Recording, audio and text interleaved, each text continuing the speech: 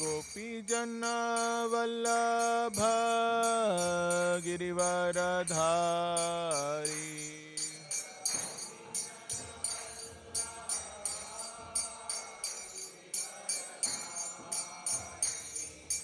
यशोदानंदन व्रजजनरंजन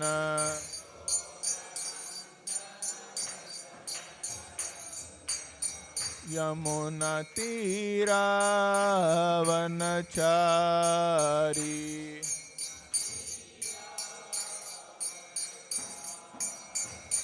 जय राधा माधव कुंज बिहारी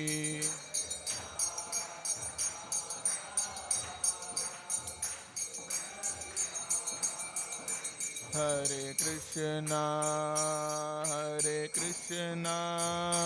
कृष्णा कृष्णा हरे हरे हरे राम राम राम हरे हरे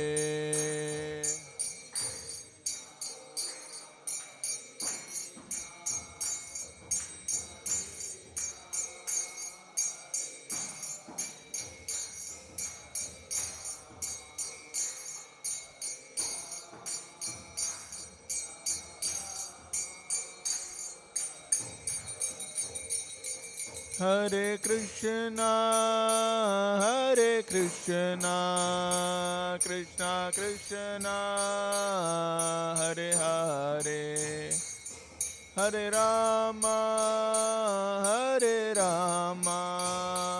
राम राम हरे हरे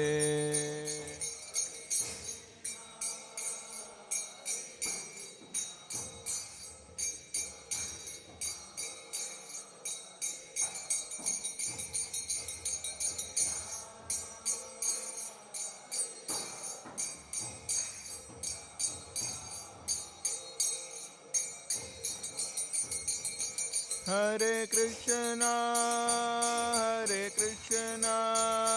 कृष्णा कृष्णा हरे हरे हरे राम राम राम हरे हरे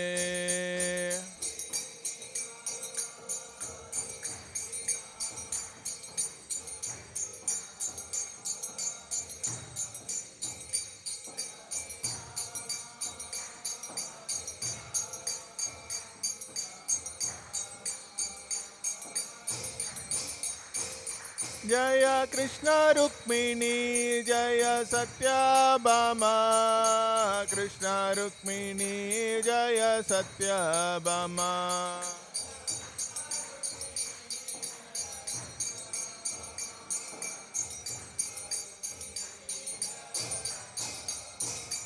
जय निताय गौरंग जय निताय गौरंग निताय गौरंग जय निताय गौरंग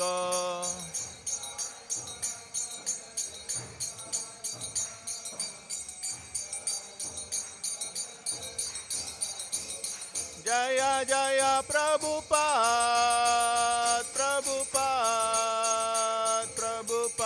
जय जय Prabhupada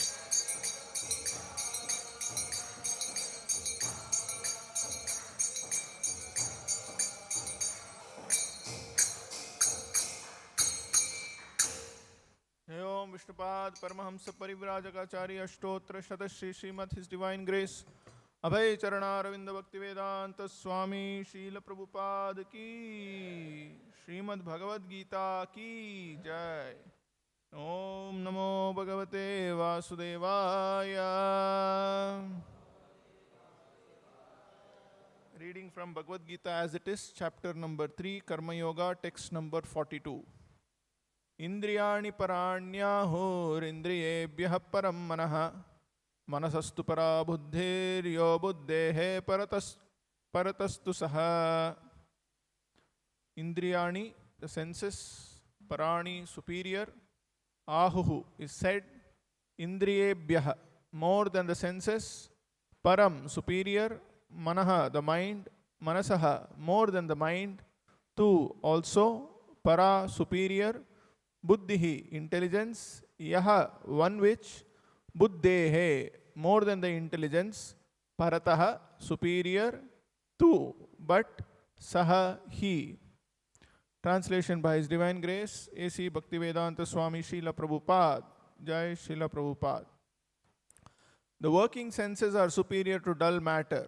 Mind is higher than the senses, intelligence is still higher than the mind, and he, the soul, is even higher than the intelligence. Purport by His Divine Grace, A.C. Bhaktivedanta Swami Srila Prabhupada, Jai Srila Prabhupada. The senses are different outlets for the activities of lust. Lust is reserved within the body, but it is given vent through the senses. Therefore, the senses are superior to the body as a whole.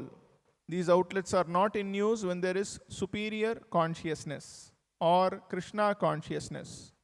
In Krishna consciousness, the soul makes direct connection with the Supreme Personality of Godhead.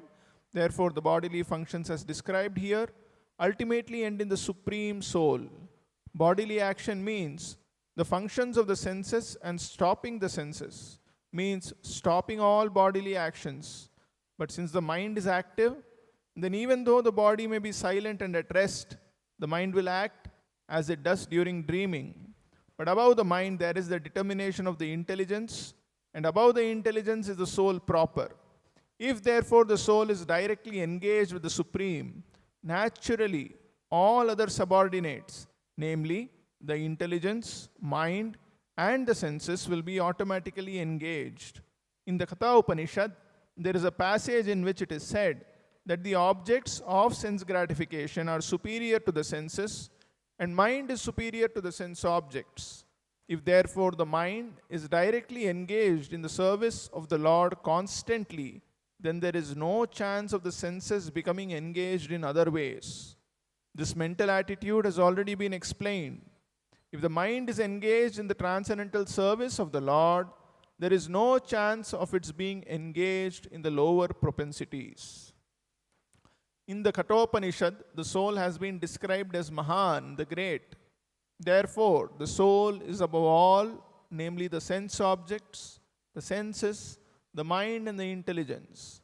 Therefore, directly understanding the constitutional position of the soul is the solution of the whole problem. With intelligence, one has to seek out the constitutional position of the soul and then engage the mind always in Krishna consciousness. That solves the whole problem. A neophyte spiritualist is generally advised to keep aloof from the objects of senses. One has to strengthen the mind by use of intelligence.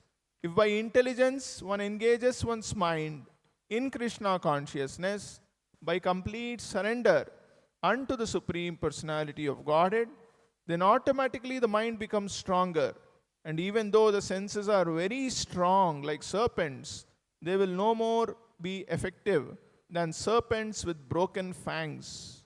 But even though the soul is the master of intelligence and mind, and the senses also, still, unless it is strengthened by association with Krishna, in Krishna consciousness, there is every chance of falling down due to the agitated mind. Thus ends the Bhaktivedanta purport. Om Ajnanatimirandasya Jnananjana Shalakaya Chakshurunmilitam Yena Tasmai Shri Gurave Namaha. Vishnupadaya. Now is explaining. Krishna in the previous verse, he says that you have to curb this lust by regulating your senses. He says, Tasmatvam indriyanyadav niyamya bharatarshava papmanam prajahihyenam jnana vijnana nashanam. O best of the Bharatas, Arjuna, in the very beginning curb this great symbol of sin, lust, by regulating the senses and slay this destroyer of knowledge and self-realization. So Krishna's recommendation to Arjuna is, you control your senses. And to control the senses, in today's verse, Krishna is explaining what is the position of our senses. He says, the working senses are superior to dull matter. What is dull matter? All this we see around us is matter, correct? Some beautiful object is there, it is matter. Some nice sound we hear, that is matter. Some nice food we see, that is matter. Krishna is saying the senses are superior to dull matter. What are senses? Our tongue, our eyes, our ears, our nose, our skin, with which we experience these sense objects. So Krishna is saying that these senses are superior to matter. And mind is higher than the senses. The mind is only directing the senses, is it not? You tell your hand, please come up, the hand is lifted. You tell your tongue, please taste this, the tongue is tasting. Correct? So mind is higher than the senses. Intelligence is still higher than the mind. What is the difference between intelligence and mind?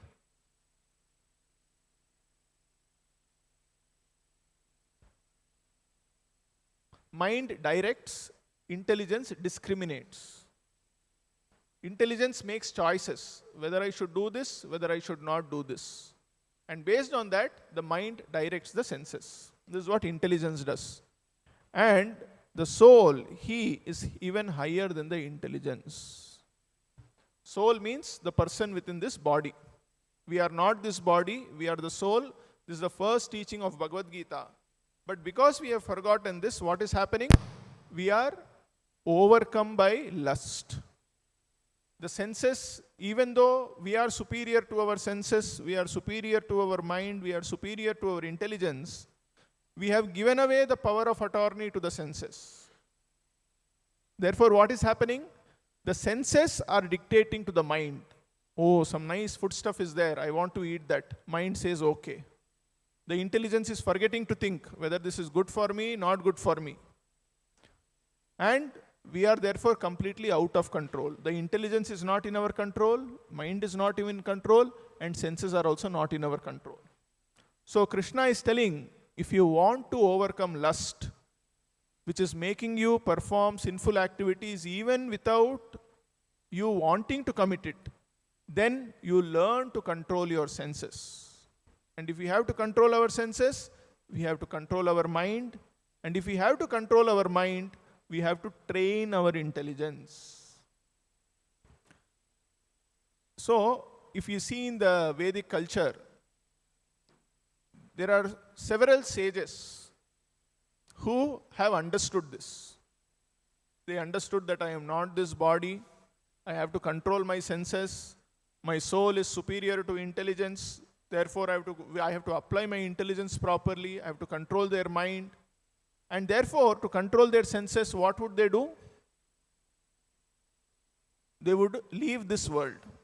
They would go to some forest or to some lonely place where there is no possibility of seeing any sense object. Because once they indulge in sense gratification, they are overtaken by lust. So what they used to do is, they will go away to some solitary place where there is no opportunity for sense enjoyment. And they say that by this we control our senses, and for many, many, many years, they will control all their senses without food, without water, without air also sometimes, without breathing. They are trying to control their senses. So many, many years back, in the city of Mathura, there was a sage like this who understood that I am not the body, I am the soul. So now I want to control my senses. But he did not want to take any risk at all. He said, I will not be in the land also. Because in the land, in the forest also, somebody might come, some hunter might come, some hunter's wife might come, he might see them, he might get attracted. Like how Vishwamitra, he got attracted by Menaka. Several instances are there. So what this sage did, he said, I will go inside the water. So in Mathura, there is this Yamuna river. So the name of the sage was Saubari Muni. So what he did, he said, I will go and meditate inside the water. Because inside the water, no human being can come, correct? Human beings will come to some forest. If you go to some hill also, there is chance that some human beings can come. So this Saubari Muni, he was very clear about his goal, that I want to control my senses. I don't want to indulge in sense gratification, so just let me go into the water and control my senses. So like this, he was meditating in the water. Now, when he was meditating, in the Srimad-Bhagavatam it is described, this Saubari Muni, he saw two fishes. And these fishes, they were having sexual intercourse in the water. And just by seeing this, Saubari Muni also, his lusty propensities became awakened. And he was a very, very old sage, long hair, no clothes at all virtually, very, very dirty body, all wrinkled skin. But even despite being in that state, just because he saw two fishes having sexual intercourse, his lusty desires became awakened. This is the power of Maya. We might have very strong intelligence, we might have very strong sense control, but Maya is even powerful than our intelligence. Our senses are superior to sense objects. Our mind is superior to the senses. Our intelligence is superior to the mind. But Maya is even superior to our intelligence, mind, senses, everything. So, the power of material nature is so powerful that even a sage like Saubari Muni, his lust became awakened. And what did he do? That it's a long story. He goes and approaches the king of Mathura at that time. His name was Mandatha. And he said, I want to marry. And the king put some conditions. He was able to fulfill all conditions. And he married all the 50 daughters, it is said, of that king Mandatha. And like a regular householder, he was having relationship with all these 50 women. And he begot 100 children in each of these wives. So you see, this person knew what is the goal of life. This person knew that with intelligence, I have to control my mind, I have to control my senses. And he also tried to do all this, but still he was unsuccessful. Why was he unsuccessful? That Prabhupada is explaining in today's purport. Towards the end, he says that even though the soul is the master of intelligence and mind, and the senses also, still, unless it is strengthened by association with Krishna, in Krishna consciousness, there is every chance of falling down due to the agitated mind. So, all this intelligence is completely useless if it is not applied in associating with Krishna. So therefore we see so many great sadhus, yogis, they will have so many mystic powers, they will be so renounced, they would have been controlling their senses. But if they have not taken to devotion of Krishna, it is guaranteed that they will fall down from their position. But a very, very simple householder, even if he does not have this understanding of the hierarchy of the mind, body, soul, he is just engaged in all his ordinary activities, taking care of his family, going to office. But if he makes it a point to associate with Krishna through the bona fide process of Krishna consciousness, such a person can easily overcome his senses. So the secret here to control our senses and to control our mind is to associate with Krishna. Because Maya is more powerful than our intelligence. Krishna says in Bhagavad-Gita, Devi Hesha Gunamayi Mama Maya Duratyaya. This Maya or material energy is Krishna's energy only. So how can our intelligence be more powerful than Krishna's energy? With our intelligence, can we overcome Krishna's energy? We cannot overcome. So then what is the solution? So Krishna says, Mamevaye prapadyante mayametam tarantite. You surrender to me, and in this way you can overcome Maya. So if somebody simply reads Bhagavad-Gita or simply understands this entire philosophy, but he is not surrendering to Krishna, then there is no chance of overcoming Maya. We will know that this thing is wrong, I should not do, but still we will continue to do. But if we associate with Krishna, how do we associate with Krishna? We can associate with Krishna by chanting Hare Krishna, Krishna Krishna, Hare Hare, Hare Rama, Rama Rama, Hare Hare. We have very less time, but I'll tell a short story. There was a devotee called Haridas Thakur. He did not meditate in some water and all. So when he was meditating, he was a Muslim, in fact. He was not even a Brahmin. He was a Muslim. But he regularly used to chant this Hare Krishna Mahamantra a fixed number of times a day. So some of these so-called Brahmanas, they were very envious of him. They thought that this person is becoming very famous. Let us try to bring down his name. So what they did, they sent a prostitute. They said, you go and attract him in the middle of the night. So Haridas Thakur, in the night, he was chanting in a solitary place. It was a cave. So this prostitute, most beautiful prostitute of that city, she came and she said, I want to enjoy with you. I want your association. Haridas Thakur did not run away. He did not chase that lady away. He said, you please sit here. I have taken a vow to chant this Hare Krishna mantra a fixed number of times. After I finish my rounds, then I will honor your request. So she also agreed. She sat there. Haridas Thakur chanted. And by the time he finished chanting, full night was over. It became morning. This prostitute had slept already. Then she woke up. Then Haridas Thakur said, I am sorry. It is already daytime now. You come again tonight and definitely I'll satisfy your request. So again she came in the night. Again Haridas Thakur said the same thing. He was not agitated by the presence of this prostitute, but he was chanting. And again it became daytime and the prostitute went away. So this happened for a few days. And then the prostitute, because she was regularly listening from Haridas Thakur, she herself became a devotee. And she paid obeisances to Haridas Thakur and said, this is a great mistake I have done. You please forgive me. So you see the power of chanting Hare Krishna, that if somebody is associating with Krishna through chanting the holy name, even though the most attractive sense object is present in front of us, we will not be attracted by it.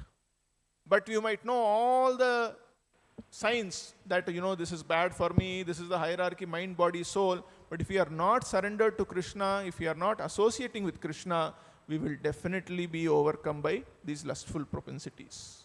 So these are the conclusions of today's verse. So we should take to this chanting of Hare Krishna, always be in association with Krishna, and in this way very easily we can overcome all our lustful propensities. Okay? Now we'll have Shayanarti. Hare Krishna.